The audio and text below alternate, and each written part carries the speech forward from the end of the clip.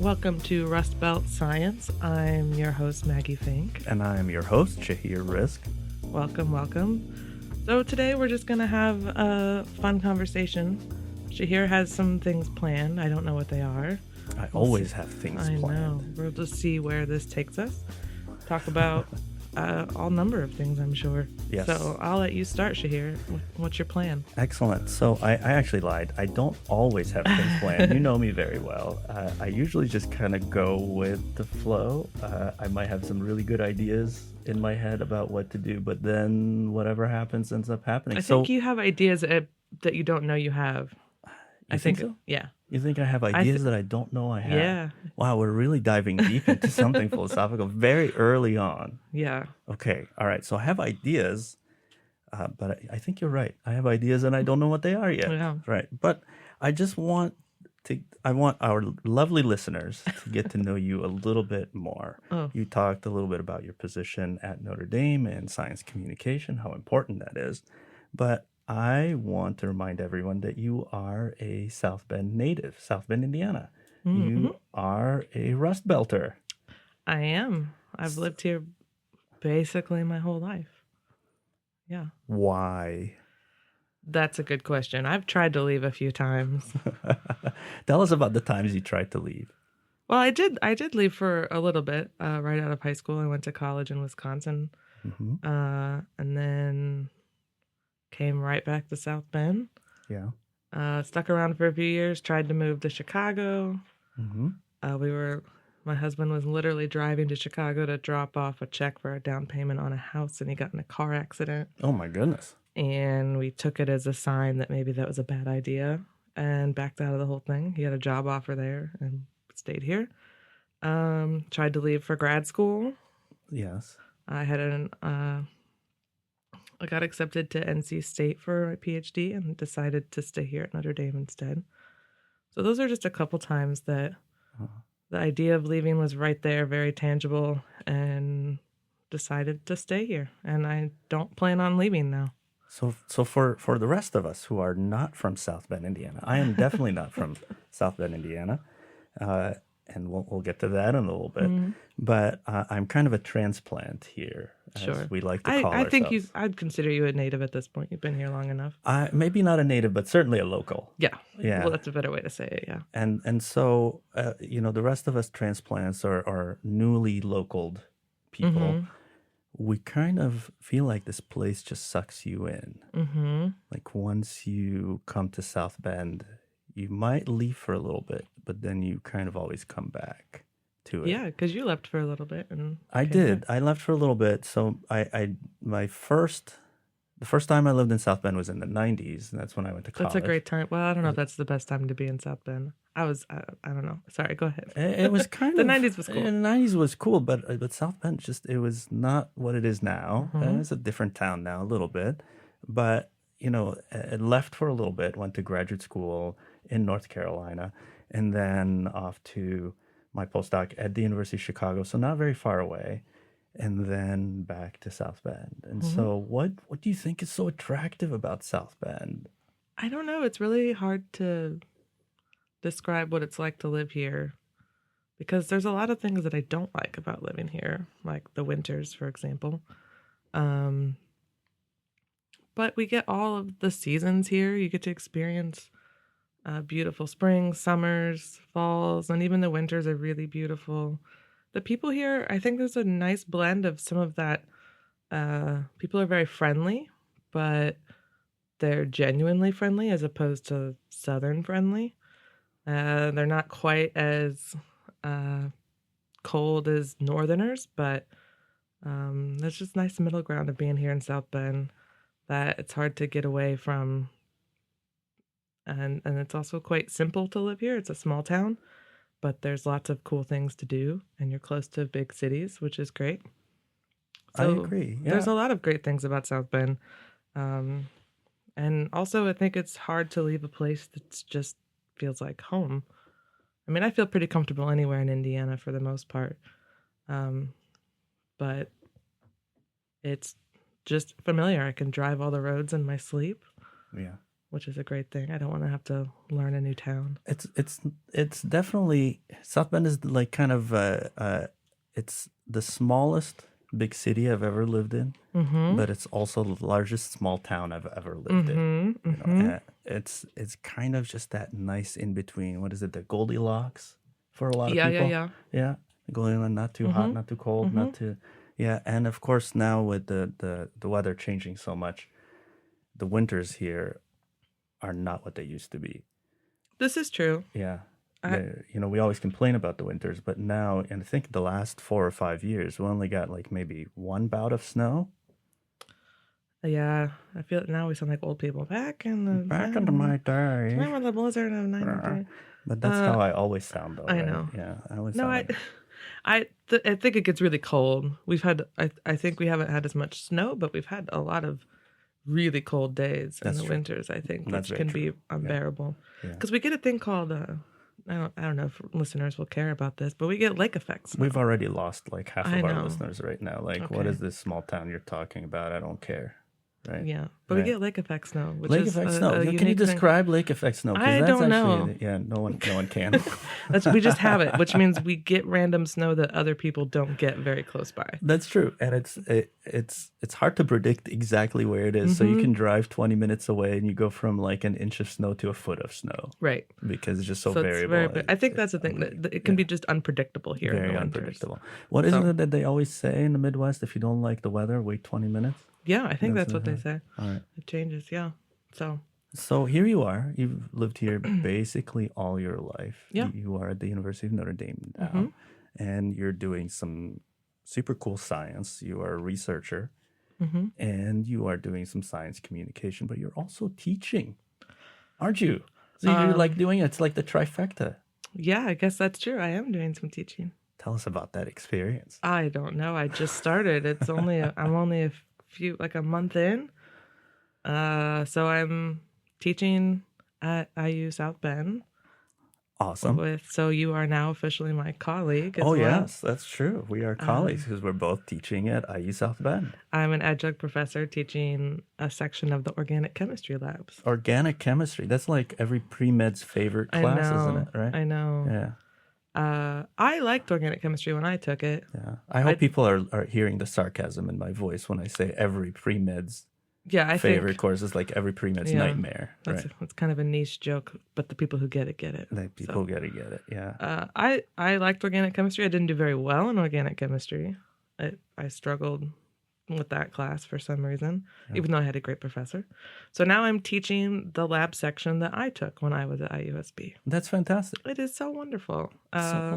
It's an adjustment. It's a learning curve trying to get people to learn science, stay safe in the lab. Yes. Not blow things up. And not blow things up. Yes.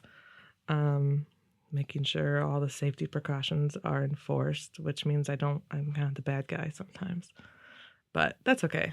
I think I've gotten every student to laugh at some point, so that's good in my book. That's the best. I think that's the best. We all have a lot of fun, and it's exciting to, chemistry labs in undergrad aren't necessarily research based, so you're not like forming a hypothesis and running experiments that way. So there's kind of a predicted outcome for everything that you're doing. Right. But even then, if you're following a protocol that's been taught for decades, things go wrong. And so helping students think through what they're actually doing and see them understand, oh, the chemistry here, something went wrong because I added the wrong thing, and letting them walk through that without just telling them what they did wrong. That, in a sense, is an experiment because you didn't get the outcome you wanted. So it's really fun to, when those things happen and things go wrong, I'm like, that's actually the fun part of science. And That's they're an like, interesting "Oh, take. really?" Yeah, I mean, Yeah. that's a very interesting way of thinking about it, that when things go wrong, that's kind of where science begins in a way, or science teaching or science learning begins. And like what actually, like I think of science in two different ways. When you go to undergrad, you basically just learn all the background knowledge that's already been understood and kind of established. So molecular biology, you're not really doing science, you're learning science. Right. And then once you go into a graduate program, that's where you actually start doing science usually. I mean, sometimes in undergrad, you can do that. There's lots of research, but outside of your coursework, that's when it happens. So Yeah. When you're teaching science at the undergraduate level, even in a lab, you're not really following the scientific method, so to speak. You're learning some techniques. You're You're learning learning how to techniques, memorizing information, which Yeah. isn't fun, and it Right. does dissuade a lot of people. Specifically, organic chemistry is notorious for that. Right. But that's why I like teaching a lab too, because things go wrong Yeah. and people make mistakes, or maybe you discovered a new reaction. I don't know. or just break your glassware. Yeah, and that's it. that's Just spill your stuff all over the place. So we've lost a lot of glassware already this semester, and we're only a month in. I don't know what's happening. So, I'm like, I don't know what's happening here. But I like getting to start introducing students to problem solving and actually understanding what they're doing and not just following a protocol. So you mentioned something that kind of resonates with me because I can relate to it. You're teaching a class that you mentioned you didn't really do very well. And when you took it as a student, and I can definitely relate, I teach a bunch of different courses, and about at least half of them, I mean, I'm going to put it out there. I was never a straight A student. I was never an A student. I was barely I'm not surprised by that. I was like barely a B student. I don't know how I made it this far, and I think that definitely contributes to the severe insecurity that I have about a lot of things in general. Right? It's just the imposter syndrome. But so do you feel like maybe not doing well in a course now as a teacher, is it an advantage or a disadvantage? Oh, 100% an advantage. How so? For a lot of reasons. I think it helps me have a lot of empathy for students who are struggling, because I had to really work hard to get my C. Okay, C's get degrees, and I earned that C, mostly. So I think just from a teacher or student point of view, if you aced a class and you have a student struggling with the material, I think that can be difficult to find ways to help them understand. If I struggle with material and I have a student who's struggling, I have tools that I already used so that I could understand the material, because I did pass the class. Yeah. And I think it also, if you struggle with something and you spend a lot more time working on it, I feel like even if you didn't get the highest grade, you actually really understand the material. So because you had to spend so much time with it, as opposed to some people, it just comes naturally, but they don't always know what they're doing. If that makes sense. Yeah, so they're not feeling it in a sense. They're just performing, getting their A because they're kind of professional students in a sense. There's nothing wrong with it. No. And I think the breakdown of that usually is pre-med students versus students who go on to do research. Yeah, so there is kind of a distinction there. Usually it's the straight A students who end up, and again, I'm generalizing here. From anecdotal experience, I think that's true as well. That we're looking for, usually medical schools are looking for someone who's got very, very high GPA, lots of A's, zero failure kind of thing. Whereas graduate schools traditionally, maybe that's changing, but traditionally looking for students who have experienced failure before. Why do you think that might be the case? That graduate students are looking for, or grad schools are looking for failure? Yeah, well, someone who's experienced failure. Because all you do in grad school is fail. Oh, yeah. I can see that. Wait, you mean science? That's just like all the experiments just like work all the time because you're so smart? No, I'm not. I don't. God, no.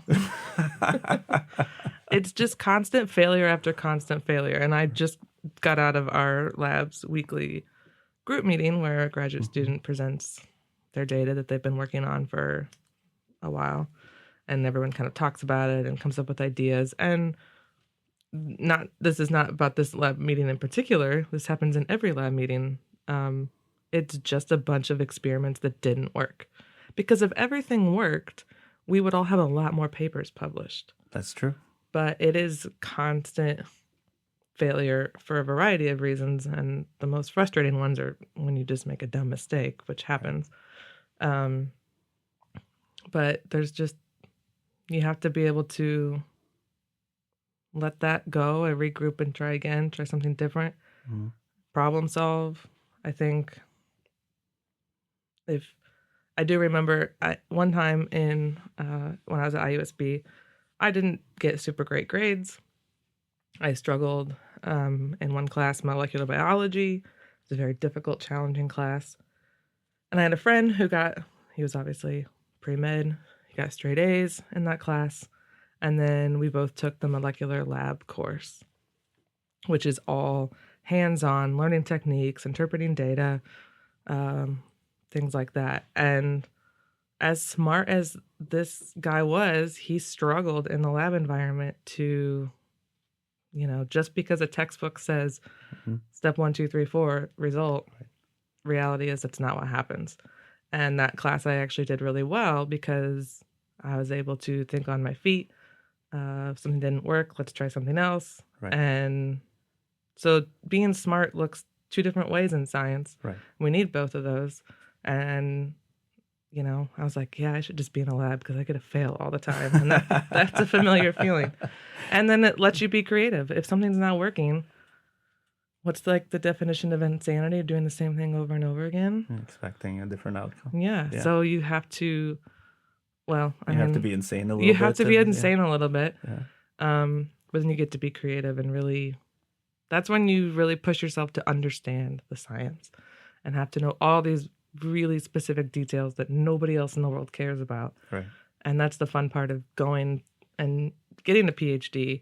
It's not because I'm smarter than people. I just like I like learning that type of thing and being so knowledgeable about a specific thing. I just think it's cool.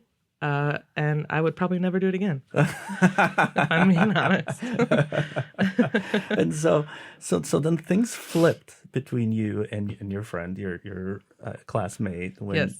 From lecture, the theoretical stuff like here, memorize this or remember this for the exam, or learning how to answer questions, to just being in the lab, right? Because in the lab is a different kind of failure, and he just didn't seem like he was able to kind of work through this.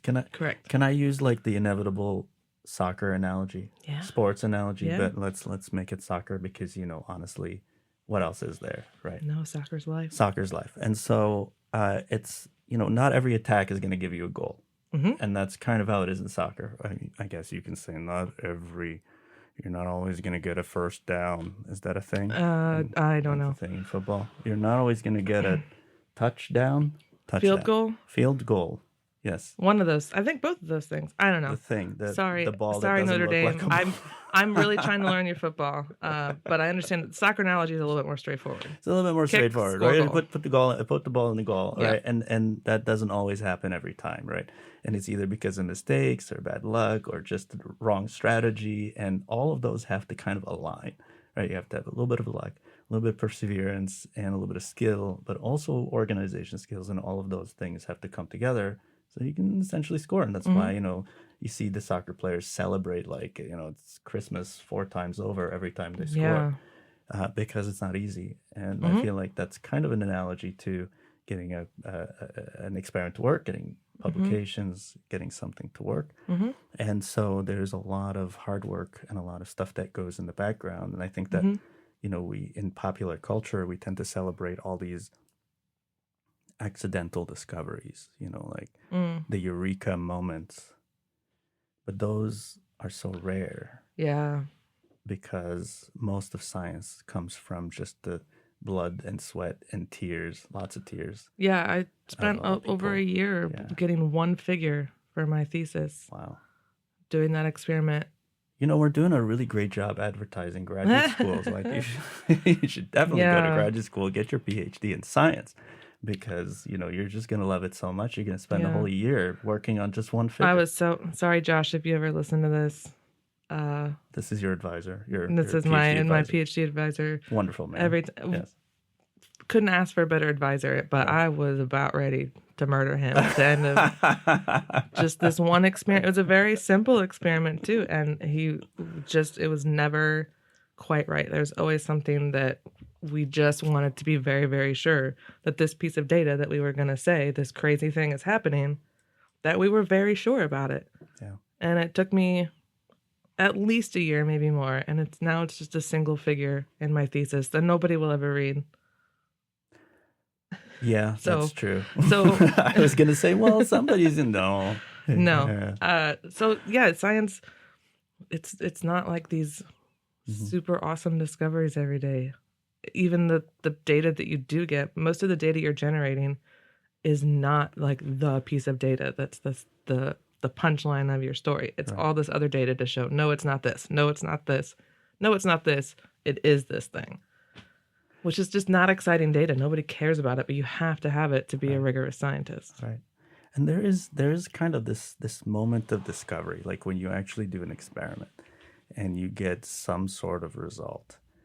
I've heard it described as this bittersweet moment where you realize that there is something new and exciting that's happening there. You're like, wow, this is really cool. But also you realize how wrong you've been about just your hypothesis was all wrong.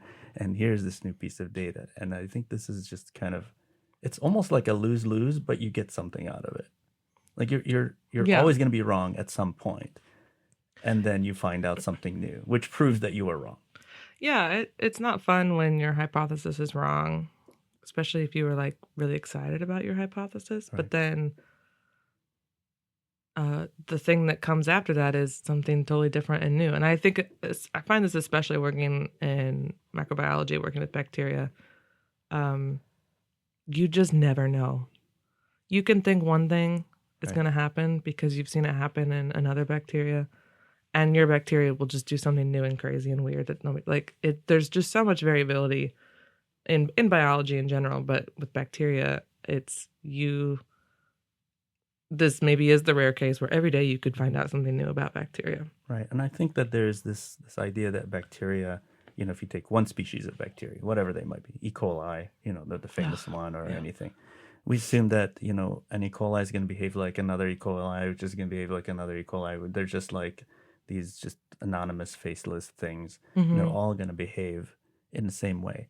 But you and other scientists are more recently finding out that they actually have kind of personalities and they do they have some social hierarchies even and maybe some social interactions, right? So tell us a little bit more about that because that was kind of part of your research with it, which I think Yeah. is super exciting. Like bacteria with personality. What? Yeah. I mean, every microbiologist has kind of a relationship with their bacteria to start with. Like, this one's really stubborn, this one's annoying, this one's like super mellow, easy to work with. So, there's that. We just we do personify the bacteria because some are just difficult for reasons we don't understand. They'll do something one day and won't do it the next day, and we have no idea why. But then within bacteria themselves, they do have these really dynamic and complex social constructs. And I guess, we're kind of reading into it with our human ideas of social constructs, but they talk, they communicate, they share things, they steal things, they kill each other, they'll kill themselves, they're very sneaky, they can be very aggressive, they can like trick other bacteria into doing things. Trick other bacteria. I mean, that just sound. All of these sound like very human traits, or Yeah. maybe even animal traits that we Sure. don't really attribute to things that are just kind of like Yeah. they're there. There's just slime on your shoes or something. Or, Yeah, I think people refer to bacteria as simple, right. and as these really basic, lowest form of life. No one likes to be called basic. No, No, not at all. not at all. I mean, I'll call myself basic, well, but maybe basic plus or something. maybe. But they're actually these very dynamic organisms that, we think of them as they're unicellular, so there's only one cell. They're not these multicellular organisms like we are. The whole organism is just one cell. Just one cell. And which you would think would make them be simple, right? Can't be Or that at least the same, the same bacteria is the same bacteria, because it's not like I have different cells in my body that could right. like do different things. Right. It's not like Yeah. they have eye colors or whatever. Right. Right. People all look different. Bacteria should just all be Right. the same. Right. But And in a bacterial culture, when they're growing, they essentially all come from like one bacteria, right. that one single bacterium, as they're called, and they just Yes. divide, so they should be at least genetically identical, meaning they have the Yes. exact same genes, supposedly, right? So that is Yeah. the goal when we're doing research. That yes, we're growing bacteria from a single bacteria cell, so they've divided Right. and they're all genetically identical. But But yeah, there's two ways we know that that's not accurate. First of all, because bacteria divide so quickly, they're making copies of their DNA so quickly, that's going to increase their chance for a mutation happening. right. So they could get a mutation that maybe makes them more resistant to antibiotics than their nearby bacteria. So that can happen. So just because we start with something that's genetically identical, bacteria grow much more rapidly. So there's an opportunity for them to change their DNA. But also, bacteria, just because they have the same DNA, and this is true for humans too, we have the same DNA in all of our cells. What the bacteria are actually using their DNA for at any given time could be very different.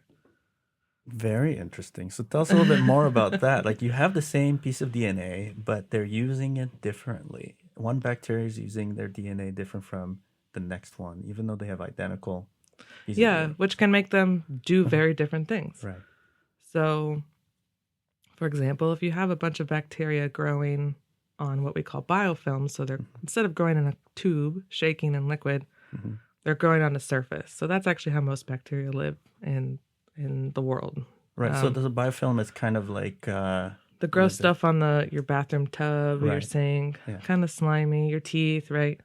So that's where bacteria typically live, on a surface. And if you think about that, there's going to be bacteria that are in the middle or the top of that, and there's going to be stuff on the outside, which means those bacteria are going to be exposed to different environmental factors. So nature versus nurture. Yeah. Oh, wow. So- We're going there. So bacteria in the middle of this biofilm might not have access to food, might not have access to oxygen, might have other stressors that bacteria on the outside edges of this might not have. If you're on the outside, you're going to have easier access to food, easier access to oxygen if you need oxygen. You're also going to be exposed to the environments more. So you might be the first bacteria to come in contact with the toothbrush as opposed to one that's underneath. So because of that, Or an antibiotic. Or an like antibiotic, right. Or another bacteria that wants to kill you. or Right. something. Yeah. So Right. those bacteria can start using genes in their DNA to make proteins that might be needed to survive when there's not as much nutrients around. Right. Or maybe they'll produce something that'll protect them from another competing bacteria if they're on the outside edges. So they have the same DNA, but they're using that DNA to make different things depending on where they are in the environment. And that can make them behave very differently. So sometimes cells on the outside edge of a biofilm, they want to maybe go out and explore the environment. So they might be modal, so they can move around. But the cells that are in the middle, they're not going anywhere. So they might lose their ability, Lose their legs. Wow. They don't need them. They don't Right. need them. So they'll just be like, nope, we're good here. Right. So bacteria respond very, very rapidly to their environment. Right. And that makes them actually very complex because they have to do it so quickly with not many tools, right?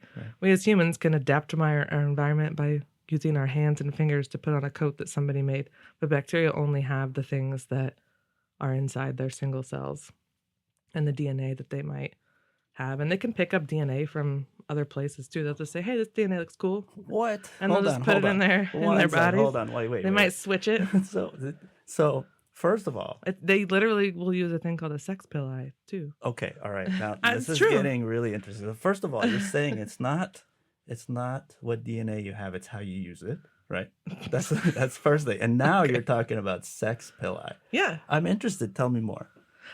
This is not something I'm quite as familiar with, to be honest. It's not, so I'm not going to speak too much on it. But yeah, they have these little like kind of look like legs or something that Like will protrusions. protrusions that they can stick outside their bodies and interact with another bacteria. Mhm. And then when they pull it back into their bodies, they might have an extra piece of DNA. We use that a lot in the lab, actually. Right. If we want to introduce some DNA to a bacteria, we will do this. I think it's not something I did very often in my PhD, so I don't remember all the specific details.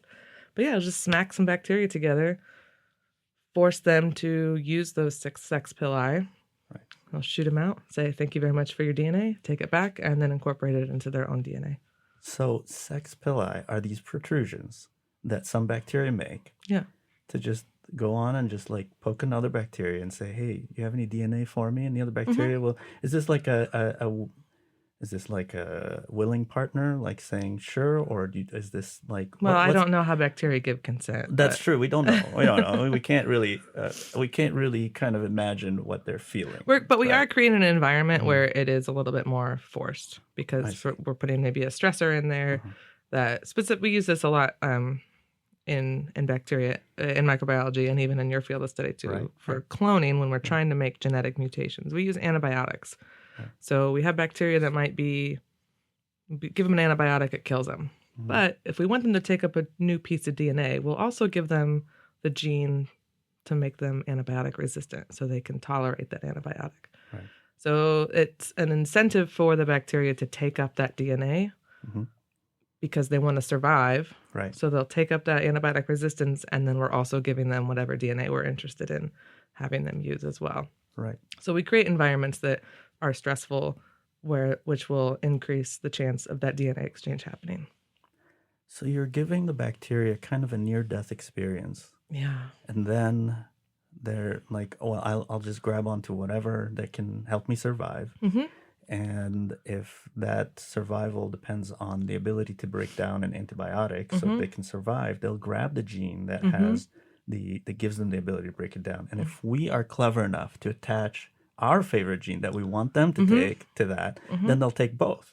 And so that's how we trick them to do it. Yeah. Very clever. It is very clever. It is very, very clever. Yeah. Right. Very clever. So bacteria are cool. I think that's just my shameless plug for bacteria. They're not simple. They're very complex. And I hope I get to study them forever. And you love bacteria. I do love You love bacteria. Nerd.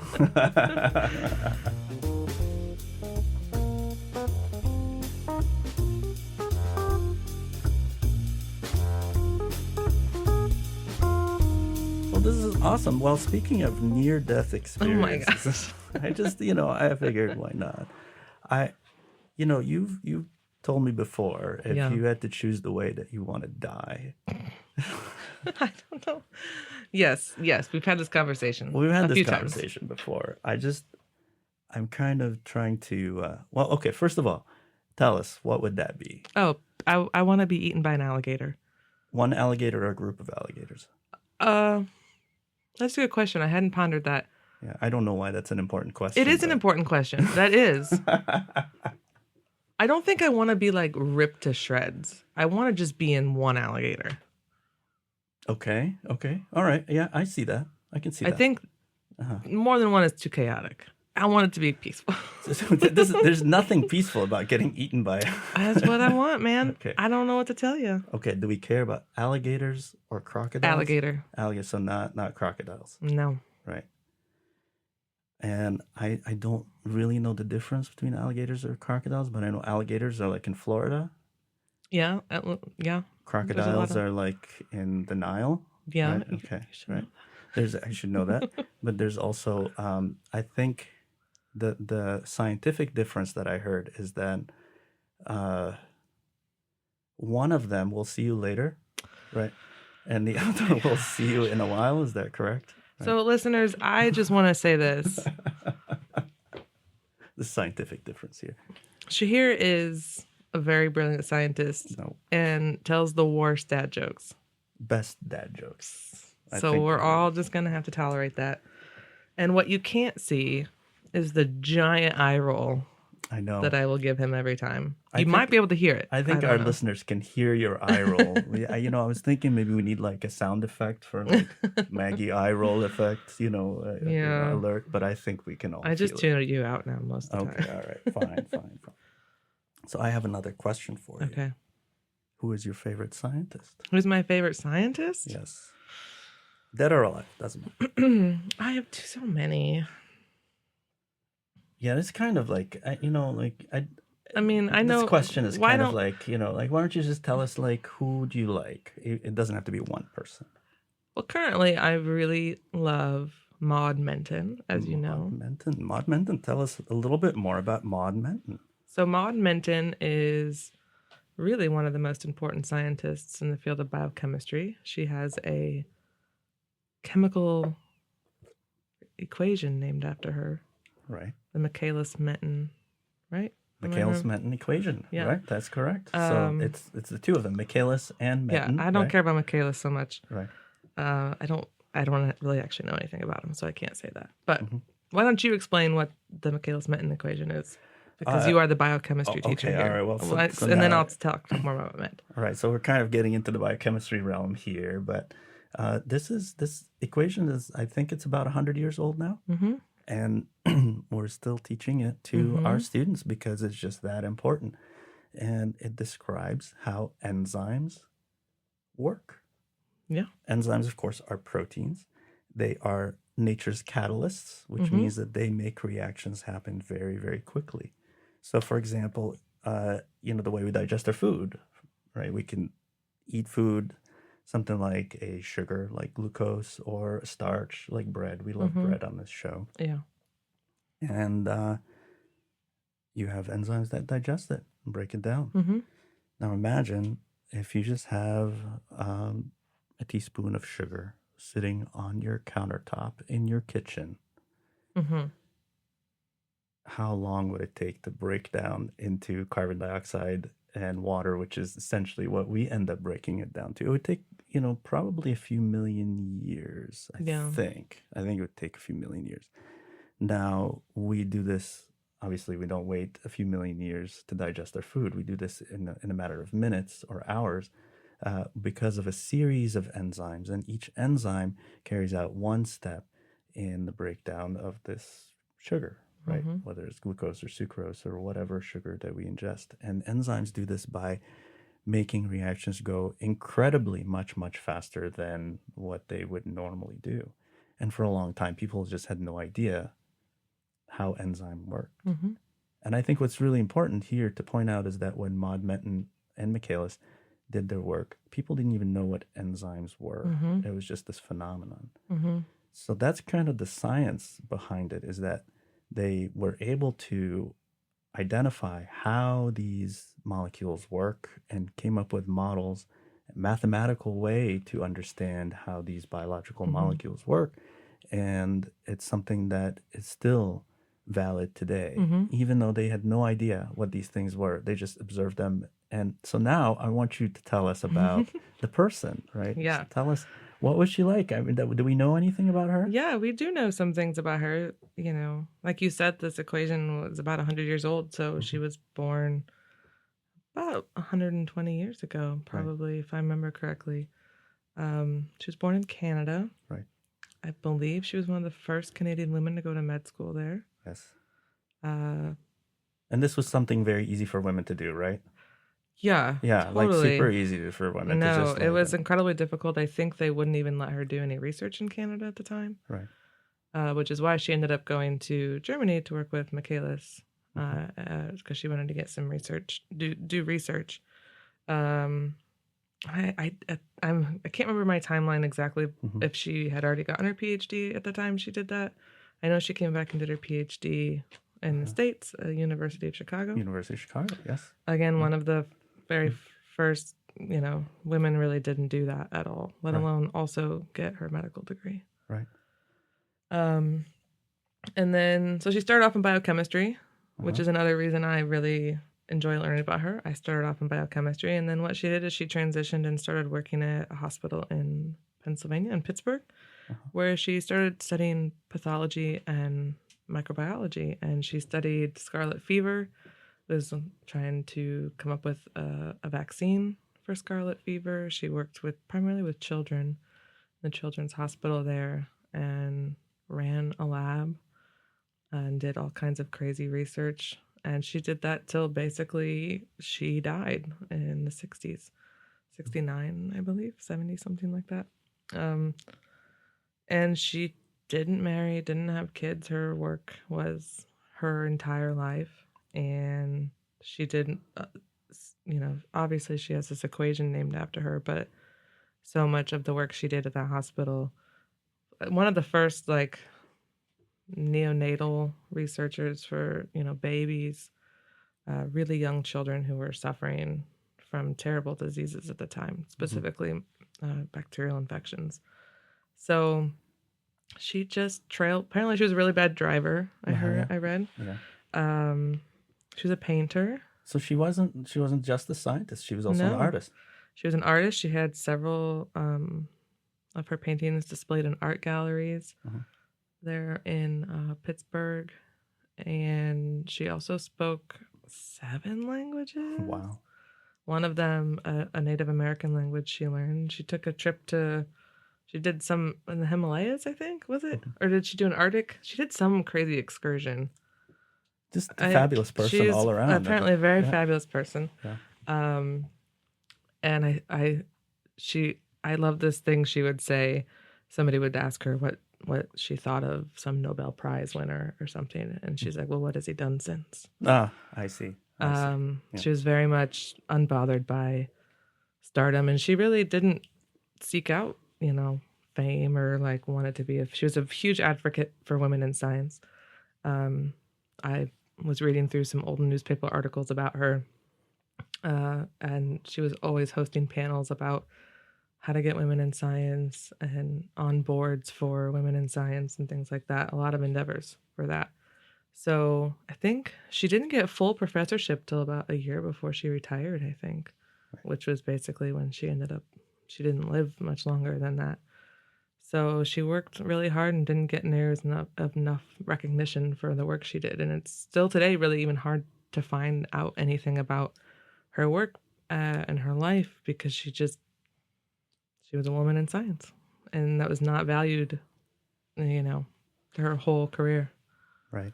So I think she's incredible, and right now she's my favorite, I think. That's a great favorite scientist to have. Yeah. Do you feel like maybe she was just kind of taken for granted by her colleagues? Like, she's always going to produce things and she's always just going to be there, and she's not seeking fame or fortune. So we'll just kind of let her do what she wants. I'm sure that was part of it. I think she also really did care about the work and cared about helping children.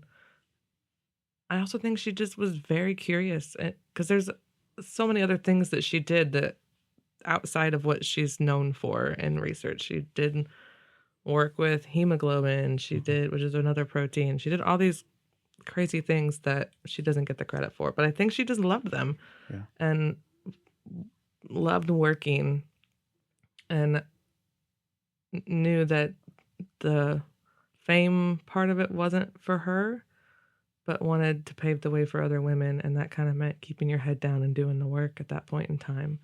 I think she was probably smart enough to know,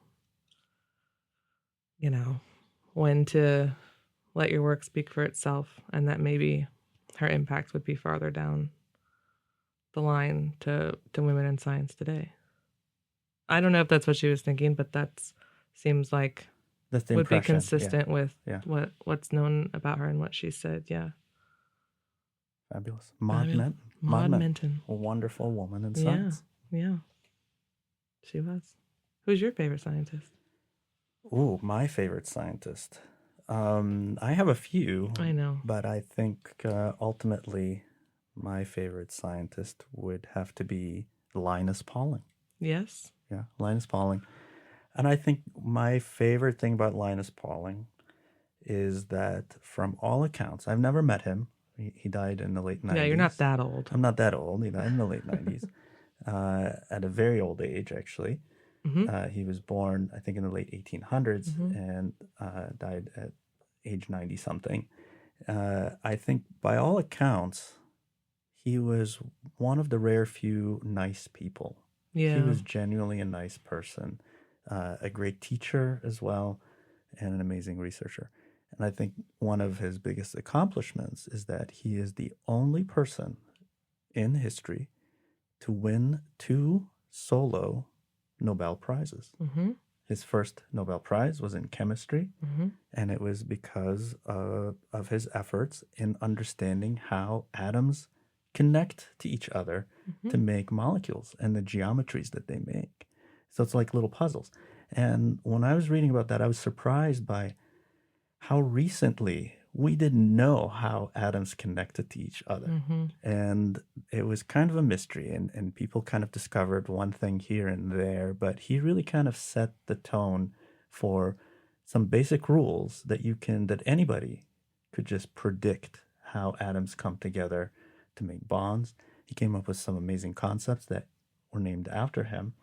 And he eventually went from being a chemist to being a biochemist and then told us how proteins look like, which was Yes. just another thing. Mm-hmm. And I think is the simplicity and the playfulness and just taking these very, very complex things and making them very simple and approachable, easy to explain, is probably what I like about him the Mm-hmm. most. Now, his second Nobel Prize was actually the Nobel Peace Prize Mm-hmm. because he campaigned a lot against nuclear weapons. Mm-hmm. And in fact, he refused to work on the Manhattan Project Mm-hmm. because he knew he had an idea about, at least that's what's reported in history, that he really didn't like it. And he was campaigning against, basically the proliferation of nuclear weapons and the dangers of them, to the extent that the US government began spying on him and people started attacking him publicly. But he didn't back down, and he got a whole ton of signatures to basically try to lobby eventually, the Kennedy administration to, to stop things from spreading.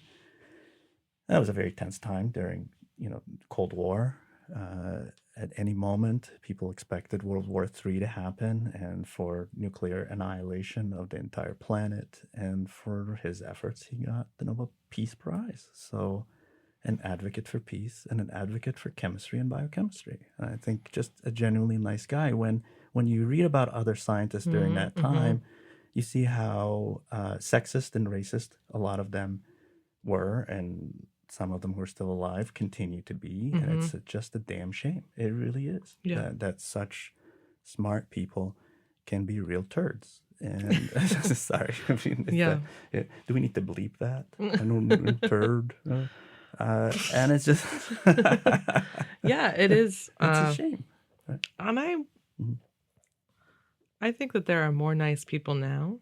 I think the not so nice people still exist. It's just a little bit more behind closed doors that they um can get away with the things that they get away with. Do you they think there's just like more repercussions, so they just hide that behavior? I don't I know don't if know. there's Who knows? repercussions. Yeah. I mean, yeah, I don't think there's still a lot of repercussions for bad behavior in science. We talk a lot about it and we're like, yeah, you shouldn't do these things, but oops, you did them. Now what? Not much. Not much. Especially if you've got tenure. There's Right. really not a lot that can happen to you. Yeah. If you have bad behavior. And it's difficult for people who aren't as powerful to even bring that behavior to light still. So, I mean, I think things are better, but I don't know. I think there's still a lot of bad behavior in science. I go back to the sports analogies on this? Sure. As Right. long as it's soccer. Well, Okay. it might be soccer, it might be football, it might be something else. Okay. But I feel like when you're a superstar, there's value to having you on a team purely because of what you produce, Mhm. whether it's scientific research or touchdowns or whatever it is.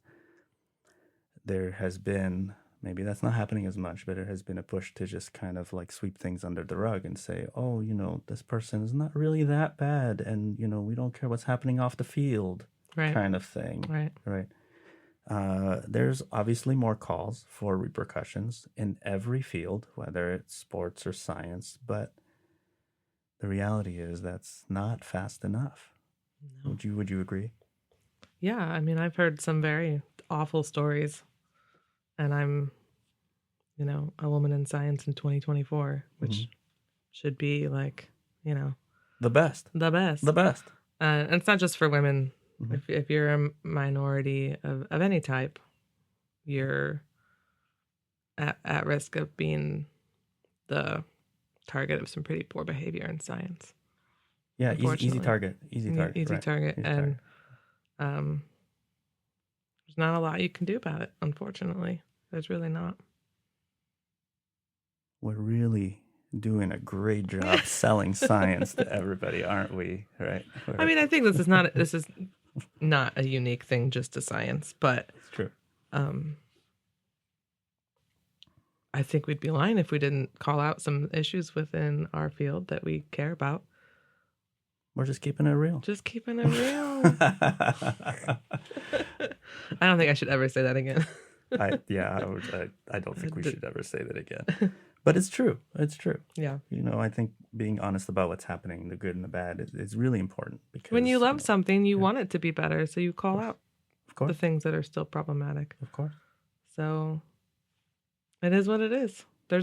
I think I'll say this and then we can move on to something else. I think there's a lot more great scientists who are good people now that have been able to make their way into science than there were before. Before it was pretty much dominated by people with very poor behavior. Yeah. So now the ratio of that is a little bit different. So it's much easier to find really good people in science to learn from, to work with. I think that's what's changed, but we haven't really rooted out the problem of bad people still being in power and having a lot of authority in science. Yes, I agree. And I think there's been a focus on mentorship and how to make yourself a better mentor, how to make yourself a better teacher and a better example to those who come after you. There's been a little bit more value to that than in the past. So that's improving for sure. Yeah. So I want to just talk a little bit about something else that might be kind of along the same lines here. Okay. And, we can kind of share our experience in it. You're working with bacteria, of course. You love bacteria. Yeah. And who doesn't? They're just amazing little creatures. Yeah. What do you hope your science can accomplish for you, for your community, for the world, for bacteria, for anybody?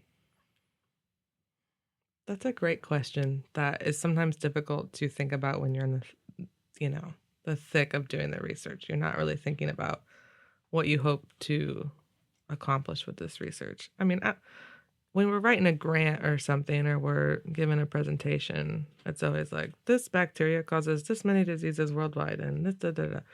But that's not really what you think about when you're doing the research, because the chances of your discovery suddenly curing a disease or coming up with a treatment is just not really going to happen. Very, very slim chance. Yeah. I mean, but we're all working towards that goal. Right. This is the problem. Incremental, yeah. But, that's not really the motivating force for a lot of us in the moment, I don't think. But we say it when we're trying to get people to give us money. So, well, we have to, right? Right. Yeah, and it's not impact. Untrue. Yeah. But, my community isn't really dramatically impacted by TB. But that's kind of what I study. So the direct outcome of my current research does not have a direct impact on my community for the most part. But I think doing not only the research, but telling people about the research, well, first of all, I want people to stop hating on bacteria, first of all. That'd be my first beef. We always just hear about bacteria in a disease sense. Yes. Which is true. I'm not like, they can do some really nasty stuff. Right. But they're also essential to every single thing that we do in the world. That's a big, broad statement, but it's true. It is true. They're important for water treatment. They're important for our gut. They're important for our skin. They're important for our gardens. They're important for making cheese, making alcohol. Like all these things um, we need bacteria for. And I think in humans have really just become disconnected from the things around them in nature. And it's easy to get people to connect to, like we've said before, the trees Yeah. or, the flowers or the moon, things that are much more obvious and their benefits are much more obvious. But we should care about what we do to bacteria. If we wipe out, a wetlands here in Indiana, we might lose a really important species of bacteria that we don't know is important for the frogs or the plants or something. So we're really reckless with how we treat the environment in lots of ways, but we can't forget about the things that we can't see either that are impacting our climate, our even like down to our gardens that we grow our food in, or those things matter. And I think it's important to talk about bacteria, not just in the disease sense, just to get people to see the world around them and that we're all connected. I mean, at the end of the day, yeah, I hope an alligator eats me, but what's really going to get me in the end is bacteria. Yeah. That's the final countdown. Right. Bacteria, fungus, microorganisms are going to eat us all. That's what's going to happen to your body. And to that alligator that ate you. Exactly. Right? Like, it might be the alligator that got me, but I'm going to be part of the whole thing, and in the end, it's bacteria. Right, exactly. And so bacteria are not vegetarian. No, they'll eat anything. They'll eat anything. Right. So I think that's part of it. That's why I do what I do, because I think it's interesting to see how things are all connected. And I'm not trying to get people to become scientists. I'm hope that they just care about science and find it interesting and cool. And I think studying bacteria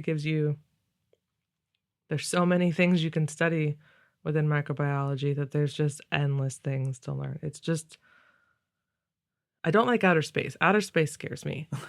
But it's that idea of this vastness. This vastness of it, yes. And I guess when it's bacteria, it's not as scary to me. It's just, but I really think we have only started to scratch the surface of what we know about bacteria and even identified what bacteria. There's bacteria growing on the ocean floor, in volcanoes, in, the ice. There's bacteria everywhere that we've never been able to identify. And that's something that I think is very important here, because, the bacteria that cause disease, it's maybe a few dozen species, if maybe even less. Yeah. Right.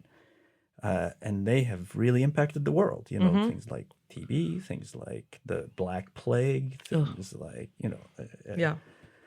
anthrax, and even just like an upset stomach, right? All of those, like from E. coli or something like that. But there is a few billion species of bacteria out there that and most of them we haven't even like classified, discovered. Some of them we can't even grow in the lab. Yeah. So even our own gut bacteria, and we have a lot of them, we can't even culture those in the lab. We can't even like grow them. They grow under these very, very specific conditions. They only live in, and they're going to be different from one person to another.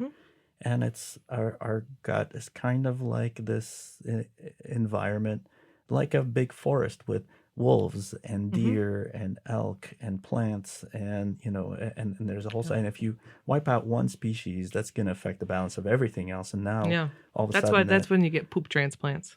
Oh yes. So there is poop transplants. Yeah. So tell us a little bit about poop transplants. I don't know a ton. I mean, I'm not a medical doctor and I don't study gut bacteria, but if you have a problem with the bacteria in your gut from whether you got an infection or you had to take really powerful antibiotics for something, so that will destroy the good bacteria too. Right.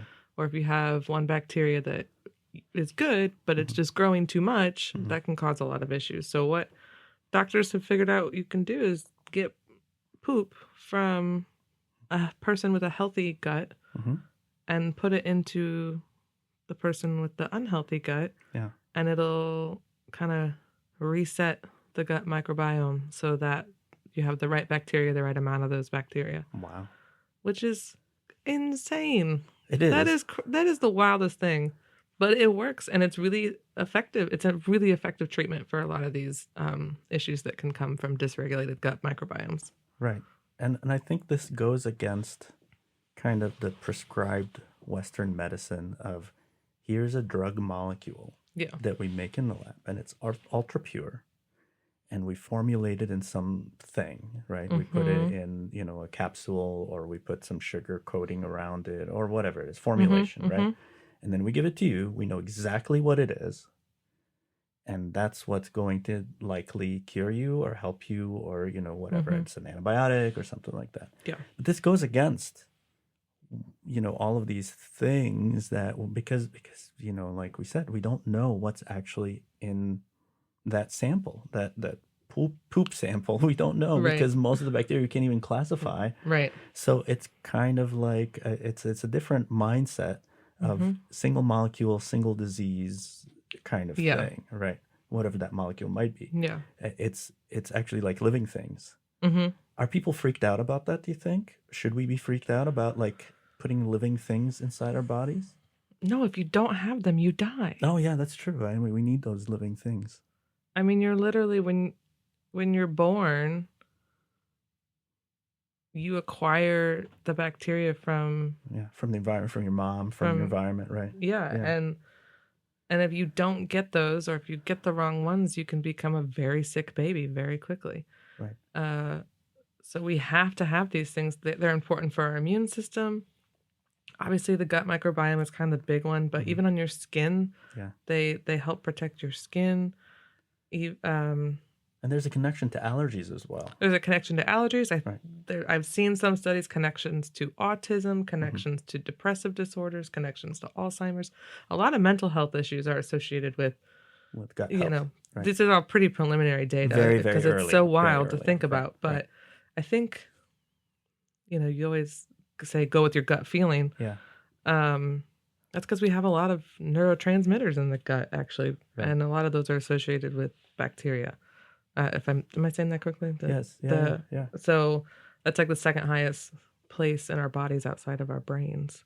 Right. We have an entire nervous system that some people call the visceral nervous system. Yeah. That's like the all the nerves that are in your gut. But bacteria are a huge part of that system. Exactly. Right. So that's why maintaining, the kind of the popular trend now is to maintain gut health, which is, I'm not a doctor. Some of that science and the products are questionable. So talk to your doctor. Yeah, talk to your doctor, of course. But I just want to kind of explore this idea that when you go with your gut feeling, are you letting bacteria 100% think for you and feel for you? I believe that. I think that's a beautiful idea.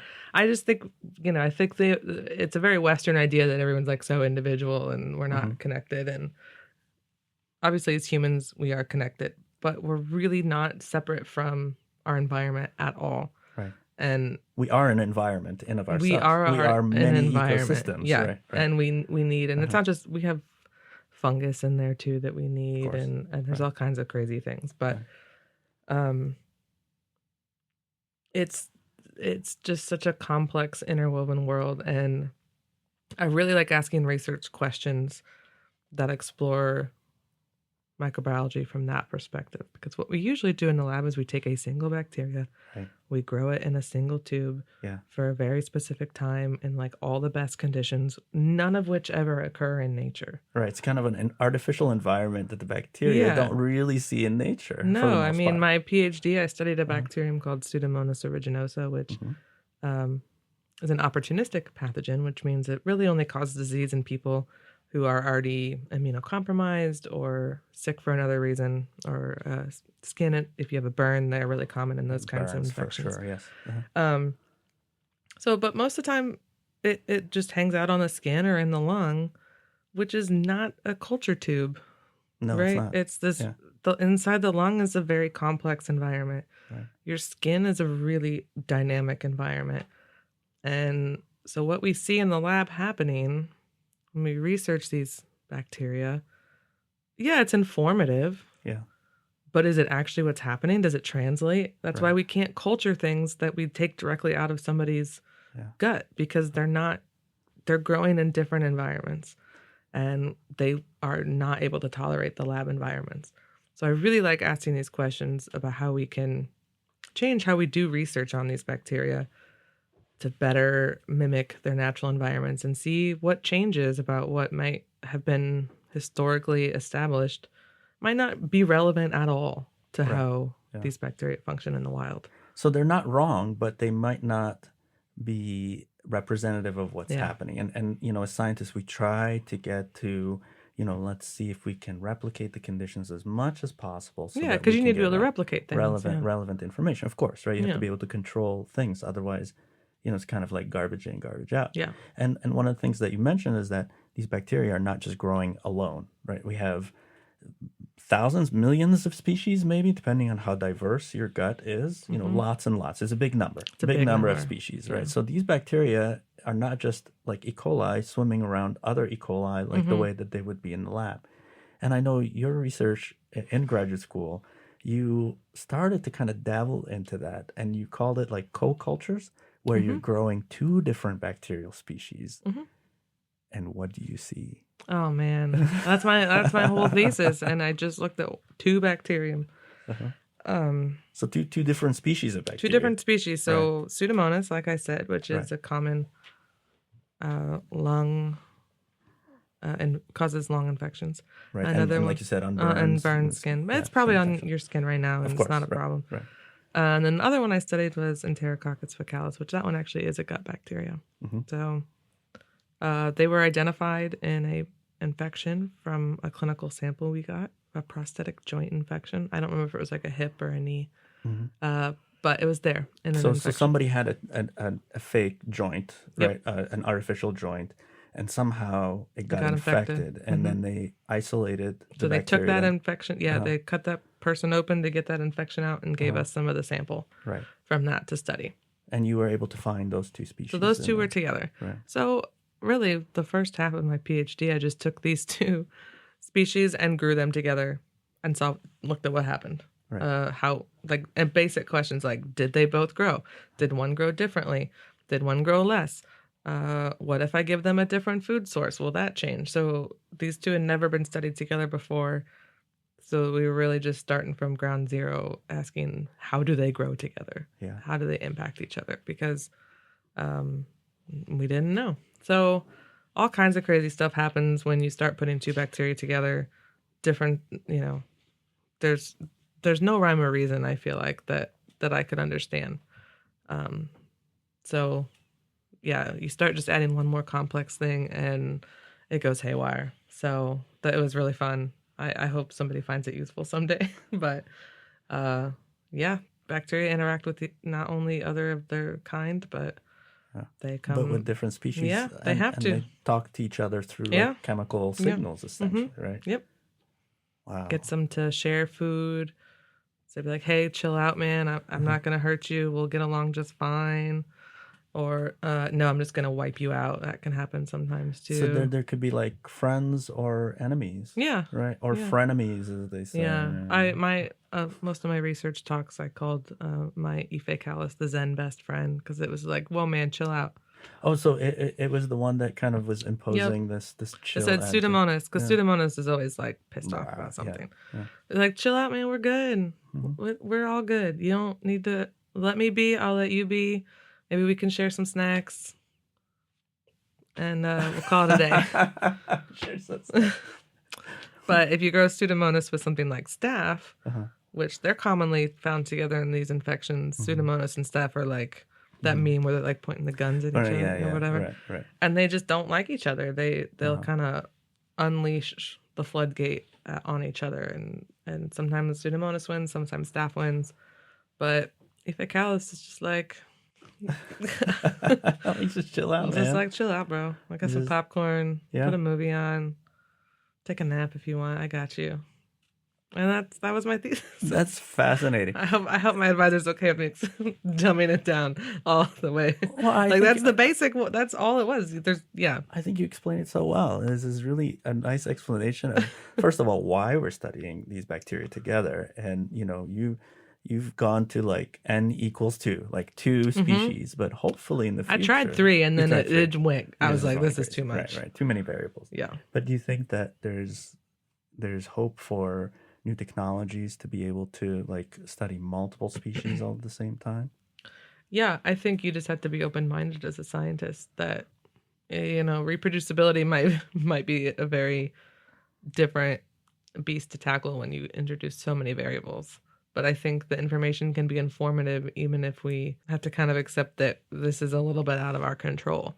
Right. And I think that's what you have to do as a scientist if you want to expand into things that haven't been done and more complex things, is you lose a little bit of the control. Right. And you have to be really clever and creative about how you do these types of experiments and the information that you can get from them. And so I feel like the more bacteria that you're studying, it's almost like you're studying different populations of people. And we know that with sociologists, they have a different threshold for what data they can trust. Sure, yeah. You know, like for us, we want like a perfect straight line with all the data, everything fits with, you know, like our value of like whatever. But for sociologists, it's a little bit different because people lie, people misrepresent themselves, people are kind of unpredictable. We don't really have great ways to study people the same way that we study bacteria. And we think of bacteria as a little bit more uniform than people. But then you get to that point where you're studying multiple species and even different parts of the same, you know, kind of clump of bacteria. They're going to behave differently. And now it becomes a real sociobacterial experiment. Yeah, which is a real field of study. Wow. I don't know how much that field that they, you know, that's what they call themselves, actually take some of those sociological thresholds. But there is a whole field of sociomicrobiology, which my advisor's lab kind of falls into that, just studying how bacteria behave. Yeah, it's crazy. That's fantastic. It's so fantastic. It is. Well, thank you for sharing all of this with us today. Of course. Yeah. This has been a lovely conversation. I'm glad you think so. Oh, yeah, absolutely. Absolutely. I appreciate you coming, showing up with some ideas that maybe you didn't know you had. Always have ideas that I didn't know I had. Can always count on that. Yeah. Thank you, Maggie. Thank you, Shahir. At the end of our show, we would like to thank you, our lovely listeners, and our awesome audience for spending your time with us. We thank the Notre Dame College of Science and the Indiana University South Bend College of Arts and Sciences. Special thanks to the wonderful people at the Notre Dame studios. Coming to you from beautiful South Bend, Indiana, in the heart of the Rust Belt, this is Rust Belt Science. I'm Shahir Rizk. And I'm Maggie Fink. And we'll catch you next time.